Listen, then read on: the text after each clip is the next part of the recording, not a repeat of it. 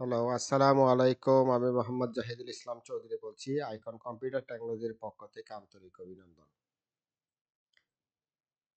ইতিপূর্বে আমি মাইক্রোসফট এক্সেলের বেশ কিছু ফাংশন নিয়ে আলোচনা করেছি। তার মধ্যে হচ্ছে যেমন mathematical function, statical function, logical function, text function, date and time function, lookup reference function এবং ফিনান্সিয়াল ফাংশন, ইনফরমেশন ফাংশন এবং ডাটাবেস ফাংশন। আজকে আমি ইঞ্জিনিয়ারিং ফাংশন নিয়ে আলোচনা করব। চলুন শুরু করি। ইঞ্জিনিয়ারিং ফাংশনটা মাইক্রোসফট এক্সেলে অত্যন্ত গুরুত্বপূর্ণ। আমরা এই ফাংশনের মাধ্যমে গণিত, বিজ্ঞান এবং ইঞ্জিনিয়ারিং সংক্রান্ত বিভিন্ন হিসাব নিকাশের কাজগুলো করতে পারি। তাছাড়া নাম্বার সিস্টেমের কাজগুলোও আমরা করতে পারি। যেমন বাইনারি থেকে ডেসিমেল বা ডেসিমেল থেকে বাইনারি বা বাইনারি থেকে হেক্সাডেসিমেল, অর্থাৎ এক ধরনের সংখ্যা থেকে অন্য ধরনের সংখ্যায় রূপান্তরিত করতে পারি। বিটওয়াইজ অপারেশনের কাজগুলো করতে পারি এবং কমপ্লেক্স ফাংশনের কাজগুলোও করতে পারি। আমরা নাম্বার সিস্টেমের ক্ষেত্রে দেখি, এখানে হচ্ছে অর্থাৎ ডেসিমেল থেকে কিভাবে বাইনারিতে কনভার্ট করব। যেমন এখানে একটা ডেসিমেল সংখ্যা আছে 10। 10কে যখন আমরা 2 দ্বারা ভাগ করব, তাহলে ভাগফল হবে 5, ভাগশেষ 0। আবার এটাকে 2 দ্বারা ভাগ করলে এখানে 2, ভাগফল এবং ভাগশেষ 1। আবার এটাকে যদি 2 দ্বারা ভাগ করি, তাহলে এখানে ভাগফল হবে 1, ভাগশেষ 0। তাহলে এখন এই জিনিসটাকে আমি যদি এভাবে সাজিয়ে লিখি, প্রথমে 1, এরপরে 0, 1, 0, 1, 0, 1, 0, এভাবে। এটা আপনারা নিশ্চয়ই ইন্টারমিডিয়েটের বইয়ে ইতিমধ্যে দেখেছেন। তা আমরা এটা মাইক্রোসফট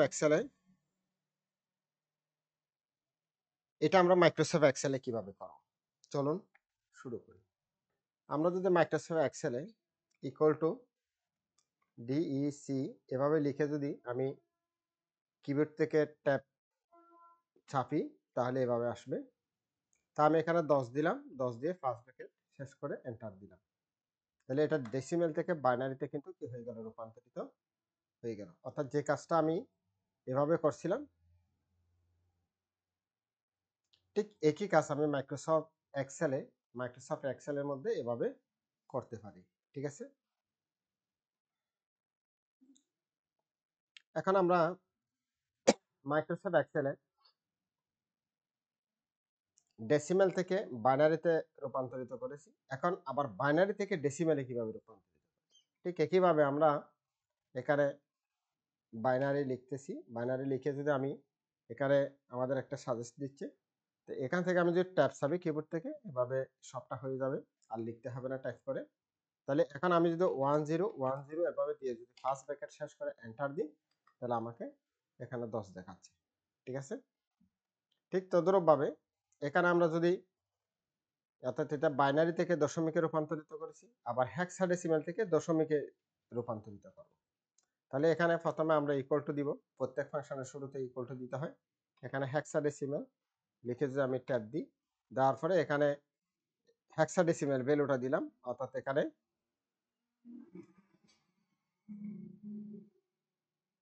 হেক্সাডেসিমাল ভ্যালু FF দিলাম, ফার্স্ট ব্র্যাকেট শেষ করে এন্টার দিলাম। এন্টার দিলে তাহলে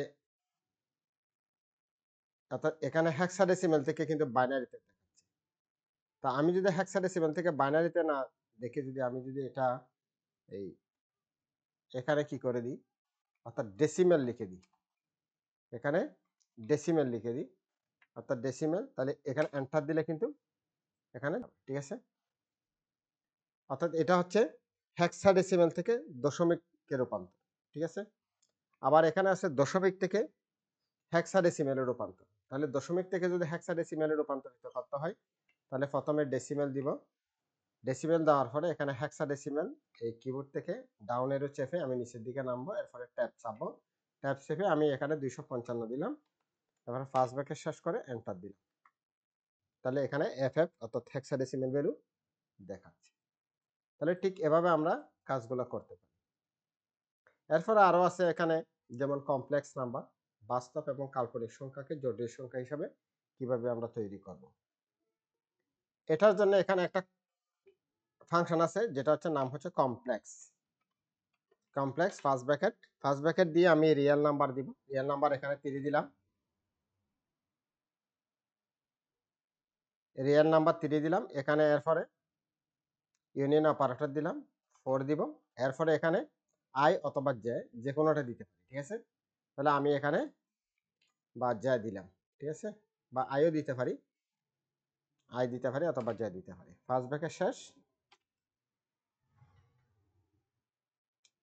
অর্থাৎ কমপ্লেক্স যে নাম্বারটা আছে এখানে কমপ্লেক্স নাম্বারের মধ্যে বাস্তব সংখ্যার অংশ কতটুকু। আমি যদি equal to I M R ই এর রিয়েল দিয়ে ফার্স্ট ব্র্যাকেট দিলাম, ফার্স্ট ব্র্যাকেট দিয়ে আমি যে এখানে ডাবল কোটেশন দিই, ডাবল কোটেশনের ভিতরে এখানে 3 প্লাস এখানে 4 দিলাম,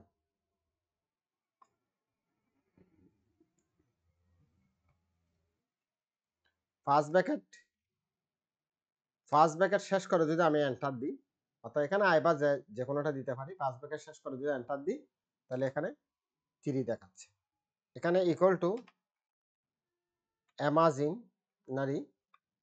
ইমাজিনারি এখানে ফার্স্ট ব্র্যাকেট ট্যাব দিলে অর্থাৎ এভাবে দেখাবে। এখানে ডাবল কোটেশন, এখানে ইমাজিনারি অর্থাৎ ইকুয়াল টু ইমাজিনারি দিয়ে আমি 3 দিলাম প্লাস 4 দিয়ে এখানে দিলাম, দিয়ে এখানে ফার্স্ট ব্র্যাকেট শেষ করে এন্টার দিলাম, তাহলে এন্টার দিলে এখানে 4 দেখাচ্ছে, অর্থাৎ এখানে জটিল সংখ্যার কাল্পনিক অংশ হচ্ছে 4, ঠিক আছে। তাহলে আমরা এভাবে একটা কমপ্লেক্স নাম্বার তৈরি করলাম। কমপ্লেক্স নাম্বারটা তৈরি করার পরে তাহলে কমপ্লেক্স বা জটিল সংখ্যার কতটুকু অংশ বাস্তব সেটা নির্ণয় করলাম, এবং এই জটিল সংখ্যার কতটুকু অংশ কাল্পনিক সেটাও কিন্তু এভাবে নির্ণয় করলাম, ঠিক আছে। আচ্ছা, এখানে আমরা একটা ইউনিট থেকে অন্য ইউনিটে রূপান্তর, প্রথমে কনভার্ট নামে একটা ফাংশন আছে, এই ফাংশন দেওয়ার পরে আমরা নাম্বার দিব, নাম্বারটা ফ্রম ইউনিট টু, অর্থাৎ ফ্রম ইউনিট, আরটা হচ্ছে টু ইউনিট। তাহলে এখানে আমরা একটু দেখি, অর্থাৎ সেন্টিমিটার থেকে আমরা কিভাবে মিটারে নিব। তাহলে আমরা এখানে প্রথমে ইকুয়াল টু দিলাম, ইকুয়াল টু দেওয়ার পরে এখানে কনভার্ট কনভার্ট ফার্স্ট ব্র্যাকেট দিয়ে এখানে 10 দিলাম, এখানে এরপরে ইউনিয়ন অপারেটর, এখানে ডাবল কোটেশন দিলাম, ডাবল কোটেশনের ভিতরে আমি এখানে লিখলাম সেন্টিমিটার, এরপরে আবার ইউনিয়ন অপারেটর দিলাম, এখানে ডাবল কোটেশনের ভিতরে আমি দিলাম মিটার। তাহলে এখানে আমি ফার্স্ট ব্র্যাকেট শেষ করে যদি এন্টার দিই তাহলে এটা 0.1 হয়ে গেল, অর্থাৎ এটা মিটারে রূপান্তরিত হলো। তা আমি যদি এখানে 100 দিই, অর্থাৎ 100 সেন্টিমিটার দিই, তখন হয়ে যাবে 1 মিটার, ঠিক আছে। অর্থাৎ 100 সেন্টিমিটার সমান 1 মিটার, ঠিক আছে। আচ্ছা, এরপরে আমরা ফারেনহাইট থেকে সেলসিয়াসে রূপান্তরিত করব। ফারেনহাইট থেকে সেলসিয়াসে কিভাবে রূপান্তরিত করব, এখানে আমি যদি ইকুয়াল টু লিখি CONVERT কনভার্ট লেখার পরে ফার্স্ট ব্র্যাকেট, এখানে ফার্স্ট ব্র্যাকেট দেওয়ার পরে 98.98 এখানে 60 ডিগ্রি ফারেনহাইট দিলাম, ঠিক আছে। ইউনিয়ন অপারেটর দিয়ে এখানে ফারেনহাইট অর্থাৎ এককটা দিলাম F, এরপরে আমি এখানে আবার ইউনিয়ন অপারেটর দিলাম, এটাকে সেলসিয়াস দিয়ে দিলাম, অর্থাৎ সেলসিয়াসে রূপান্তরিত করব, এখানে আবার C দিয়ে দিলাম, এখানে ফার্স্ট ব্র্যাকেট শেষ করে দিলাম, শেষ করে এন্টার দিলে অর্থাৎ এখানে 36.8889 এভাবে দেখাচ্ছে, ঠিক আছে। অর্থাৎ এত ডিগ্রি সেলসিয়াস, অর্থাৎ এভাবে আমরা অর্থাৎ ফারেনহাইট থেকে সেলসিয়াসে রূপান্তরিত করতে পারি। আচ্ছা, এরপরে আমরা এখানে লিখলাম ডেল্টা